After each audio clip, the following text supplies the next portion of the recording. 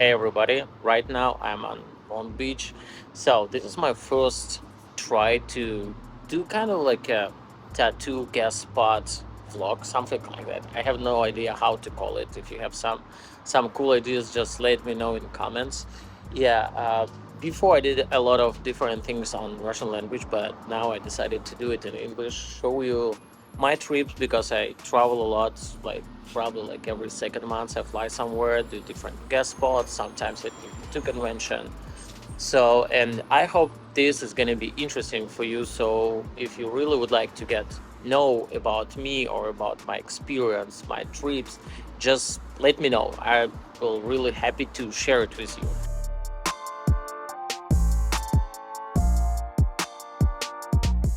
Before to show the tattoo shop, the Outer Limits tattoo shop. So I just want to share my experience with you and say I really like to do guest spots. It's very exhausting, be honestly, because you have to spend like extra day for flights. Sometimes it's not just like 1 hour. Sometimes it's a bit longer. And then you also go with your suitcase with everything, come to the shop, set up, spend a few days or maybe a few weeks, in different shop in sometimes uncomfortable conditions, but it's really cool. But in the end, you really enjoy the stay in different shop with different guys, learn a lot of about them, kind of like a system inside, see how the shop works, meet new people, see how they works, talk to them, get inspired by some artists because everywhere is different and they do like a different style, and sometimes to see something different gonna push you to new ideas, to new kind of like experiments. So this is the reason why I really love to do guest spots from time to time, and this is the reason also why I decided to come to this shop, because this one is like very old. There are a lot of kind of like extremely famous tattoo artists work. I mean, like famous from tattoo history, because this shop is almost like 100 years old. So like Sailor Jerry, Ed Hardy used to work there, so I can imagine now is Kari Barba, she's owner. And I can imagine that like I work in the same shop where Sailor Jerry drew his designs, tattooed guys, like, I don't know, like 50 years ago, 60. For me it's really incredible, because for me it's really kind of like a little bit kind of like a dream, because to imagine something like that when I've been like, I don't know, 10 years ago with just like 4 or 5 years experience, pretty young in tattoo industry, tattoo culture, tattoo community. So I couldn't imagine that I can be here, because just a little bit about my story, so I'm just a guy from really small city in east part of Ukraine. So the city is just for like 30,000 people, has 30,000 people population, so it's really small one. It's not a huge. And be honestly, from that city I moved to the bigger one in Ukraine as well. Then from that city I moved to Poland. When I worked in Poland, I traveled a lot of visited a lot of countries in Europe, and definitely a lot of different cities as well, and then we moved to the US. And now I understand, like, oh, I'm really guy, not like a small guy, but really guy from small city, far away, from here is like probably like another side of the planet.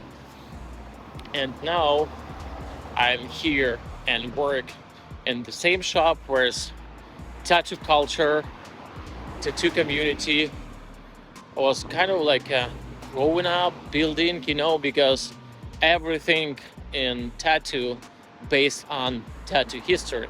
You know, you don't have to kind of like follow this history. You don't have to repeat it or something like that, but to know the history is like pretty important. Yeah, to know the story, where it came from. It's, I don't know, in my opinion, it's very important. It inspires me a lot, and this is the reason why I decided to came to this shop, because when you stay in historical spots where American tattoo culture became as a tattoo culture, and grew up, it's like really incredible for me. Okay, so probably I talked a lot. Let's show the shop.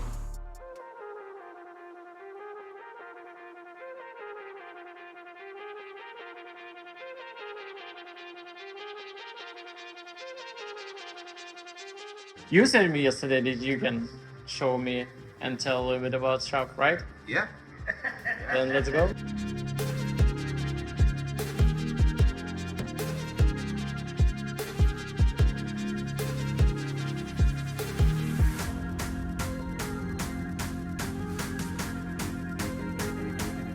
Okay, so yeah, this is Matt.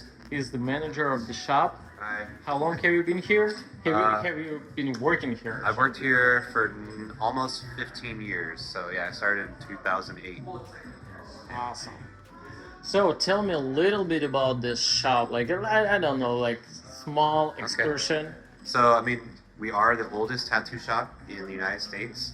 I guess in all of North and South America, actually, and we're the second oldest studio in the world. So we've been an operating tattoo shop since 1927. It's always been in this location. Back in the day in Long Beach, we were part of this area called the Pike, which is kind of like a amusement area, big tourist attraction, kind of like a Coney Island for the West Coast. And we're like only thing that remains from the Pike. Awesome. So here's some pretty picture from the shop from the past, right? Yeah, all these photos are from the 70s, right? So you can kind of see it was a lot different. We had flash covering every wall. The shop was a lot smaller back then. We took it over in 2000, about 2003. We bought out like the whole basement floor, so we expanded the shop a lot. When so it's been exactly in this floor or like upstairs? No, it was just down here, but then we just expanded that way. Okay. Yeah. Do you have some pictures from really 1929? No, we don't really have photos from then, because like then it's hard to even find records of who owned it and all that, because it wasn't legal to have it be a tattoo shop then. It was listed as like another type of business. Like, so in all the city records, it wasn't a tattoo shop, it was like something else, but they were doing tattooing. Wow. Yeah. And who's the first owner of this place? I actually don't know that. I don't know if we've been able to figure out who the very first owner was. Okay. All along the ceiling are all photos that Bert Grimm took of his clients that he tattooed. So these are like original photos. It's pretty cool that we have these. When you see some of these images online, we have like the actual developed photos that he took. Definitely, I saw like probably not all of them, but a lot of. Who was like from legendary tattoo artists work here? Because I remember you said like about like Sailor Jerry, Ed Hardy, Lyle Tuttle, Colonel Todd, Don Nolan, Bob Shaw, Owen Jensen. Like there's a lot of like iconic people that have worked. And they work exactly here. Yeah. Wow. Yeah. It's really, it's unbelievable, to be honestly, because when you understand that you stay on this floor, when you stay in this shop. Mark Mahoney. Yeah, when these guys work here. So, and here also like a small tattoo museum, or not small. Yeah, I mean, this is kind of like the main museum area. It's kind of throughout the shop, but this is where we have the most concentration of stuff. We have a pretty cool collection of acetates, and these are all by Bob Shaw, Don Nolan, and Bert Grimm. These are more photos that Bert Grimm took as well. So, and this is kind of like stencils, right? Yeah, from. this is the old way of doing stencils, right? Is it kind of like a plastic? So yeah, it's like the material is called acetate, which is kind of like a plastic. So they would etch the design into the plastic, right? And then in the etching, they'd rub like graphite or carbon, and then they'd put Vaseline on your skin, and then basically slap the design there. It would just fall onto your skin. Okay. So like, So it's scratched on the plastic, right? yeah. So then they'd reuse the stencils, right? So like, as you can imagine, as soon as you touch it, that stencil is wiping away. So that's part of the reason like the designs were so simple, because they had to get that outline on really fast, because the stencil didn't stay like we have now, you know, like it'll just stay on for days. And then it was like, it would just wipe off like super fast. Wow. I see you have some designs from Bob Show, right? Yeah, Bob Shaw, we've got some Burt Grimm flash. Yeah, we have a pretty cool little collection. I love all this Bob Shaw flash in here. Oh. Some of the flash that we have in the studio, like when we were, you know, redoing the shop to reopen, like we would literally peel back plaster, and there'd be flash behind the plaster. Like they just like plastered right over it. Oh, really? Just on the wall? Yeah. Wow. Yeah, there's pictures of it in the back room. It's crazy. Yeah. It's really. And yeah. This is a fun one, the safe. So when we were, you know, working on the shop, Kari, the owner, Kari Barba, had the floor plan, and she was with the contractors, right? And she was looking at it and she's like, oh, something doesn't look quite right. So she had him open, she's like, open up that wall. Had him open up the wall, and the safe was back there. So it was very like sealed. It didn't look like something that opened. We had to like pry open the wall, right? So the safe was back there. So we have it now. We've never opened it. We have no idea what's in there. Oh, really? So It's never opened? No. So our plan is to have it opened when the shop turns 100. So that'll be 2027. So we'll try and make like an event out of it. Maybe do like a live stream or have a news crew come or something like that. You know, there's probably nothing in there, but you never know. Yeah. So yeah, we don't know the combination or anything like that. So we'll have to hire somebody to like crack the safe, you know. Oh, fuck. Yeah. So probably maybe nothing. Maybe there's nothing. just gold inside. Who knows? Yeah. Or maybe just flashes, That would be papers. This is one of my favorite photos of the shop. It's right in front of the shop from the 30s. So that's pretty old. Yeah, like late 30s. Yeah. Back in the day, they would get their supplies in really big quantities, especially if there's a port nearby, right? So one of the supplies that was used a lot was Vaseline. So they would take from this vat and they would just kind of like fill up their jars for their stations. But we actually still have some old Vaseline inside there. How old is that? This is old, like probably from like the 30s. 30s? Wow. So it's like almost like 100 years old. Yeah. Still smells like. It doesn't smell bad, but it definitely has a smell. Wow. Yeah.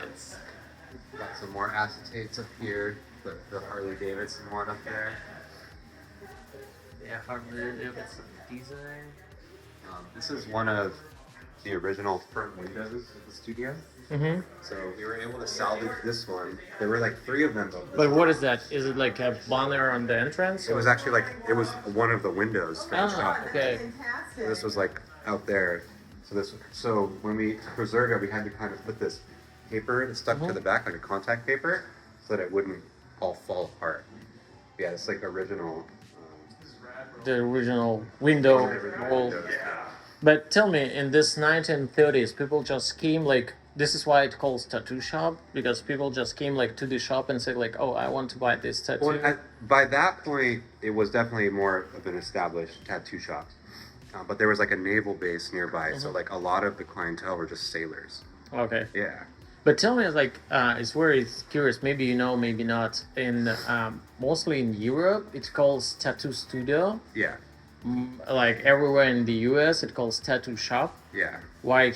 Why I'm shop? not sure. I you think know? it's just like a less formal feeling. I don't know. We say studio sometimes too, though. Oh, okay. But yeah, I think most people prefer. But there's like refer to it no as- like specific reason why it shops, not the. Not that I could think of. No, I mean, studio sounds like more sophisticated, right? So Okay. I think there definitely are a lot of shops in California that will say like studio or like stress that word a little bit more.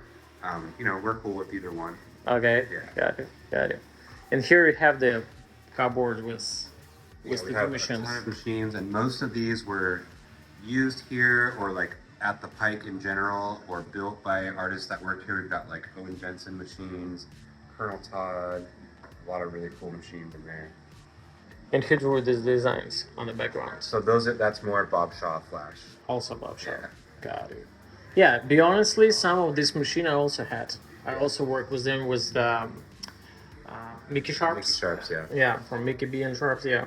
Yeah. I also had a few of them in 2007. Yeah. Was crazy, like hybrid. This one, like DL. Mm-hmm. It's really crazy to see that it's story. Yeah, for sure. Unfortunately, our neon sign is half burnt out right now, but this was actually gifted to us from the Natural History Museum. So I think it was 2016 or 2018. The Natural History Museum hosted like the traveling tattoo exhibit. Mm-hmm. So they asked us to be involved in it. So they actually used a lot of items from our museum. They were shown in the Natural History Museum as part of their exhibit. And at the end, they had this sign there, and then they gifted it to us at the end, which is super cool. But we got to get a little repair. Just fix it. Yeah.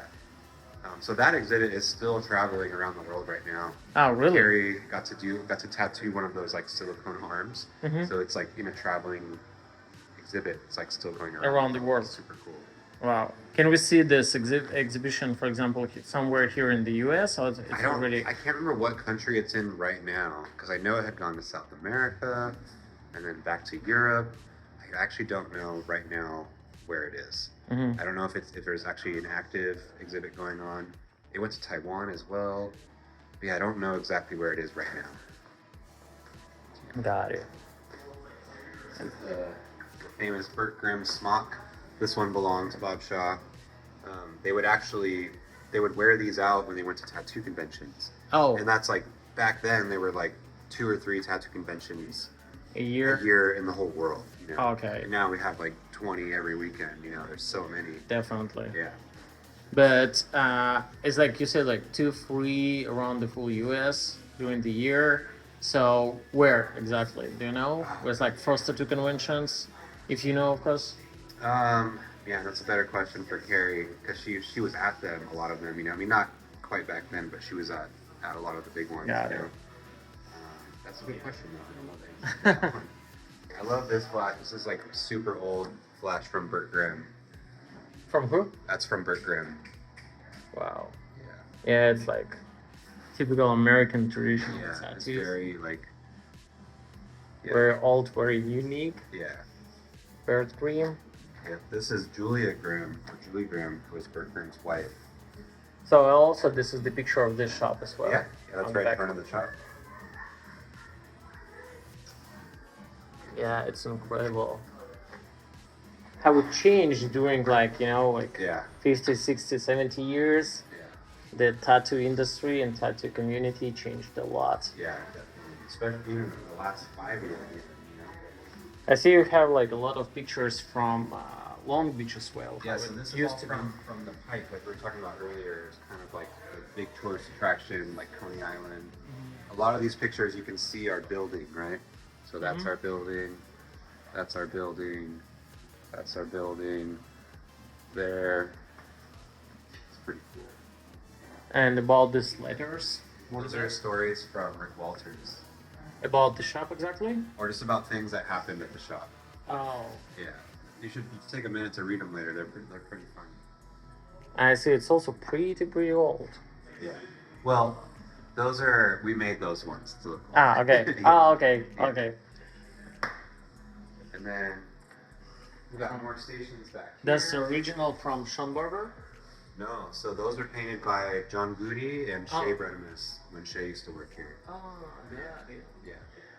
So those were painted for they had that fundraiser for Rick Walters when he passed, so those were painted for that. Awesome. Yeah. Yeah. Kari Barba. She's here. And this is Owen Jensen and the equipment that Owen Jensen used. Those are cool photos. Yeah, especially from that time. Yeah, definitely. We're starting to get set up for the day back here, so it looks a little crazy. But all of these photos are kind of the condition of the studio once we like took over, and then we got everything out of here and are about to start working on the shop, this is kind of what we had to work with. You can see where the safe was. Yeah. The safe is here. This can with Vaseline. Yeah. Yeah, that keep gate, out. we have that gate right there. Oh, Yeah. it's here. On the other side it says keep out. It's here. Over here. Yep. What is he? It's like some of the flash that we were talking about. It was just like plastered over. Yeah, we had. You can see. So they just cover it, right? Yeah. They had everything on the wall.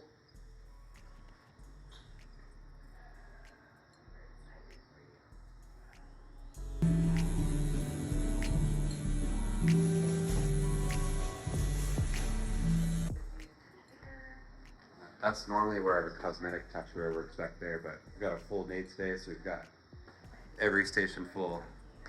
Awesome. Yeah, today, like you said, is gonna be like the busiest day during this week. Oh yeah, for sure. Yeah. Yeah, that's pretty much it. Thank you so much. It's really a lot. It's a huge story about the shop. Yeah. Thank you, bro. Yeah, I'm sure Kari would talk to you about it more later too. Yeah, definitely. When I will take a break, I will talk to her a little bit. I feel like a little bit shy, you know. No, it's okay. She's really nice. About it. She's super sweet and kind. Thank you.